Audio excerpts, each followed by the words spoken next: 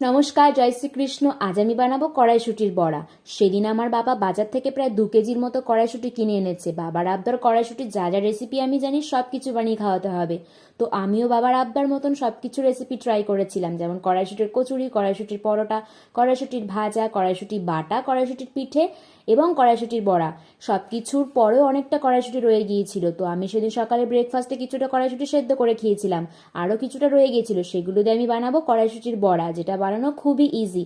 তার জন্য প্রথমে মিক্সচারে কিছুটা কড়াইশুঁটি, কাঁচা লঙ্কা, নুন, চিনি একেবারে দিয়ে মিক্স করে নিয়ে তাতে একে একে চালের গুঁড়ো, হলুদ, ধনেপাতা কুচি, বেসন, রসুন দিয়ে ভালো করে মিশিয়ে নিতে হবে।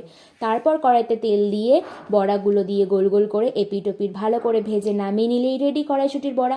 আমি তো সেদিন দুপুরে সব ভাতেই বড়া দিয়ে খেয়েছি। ভিডিওটা ভালো লাগলে লাইক করো, কমেন্ট করো এবং চ্যানেলে নতুন হলে সাবস্ক্রাইব করতে ভুলো না। আজকের ভিডিওটা এই পর্যন্ত, দেখা হচ্ছে পরের ভিডিওতে। রাধে রাধে।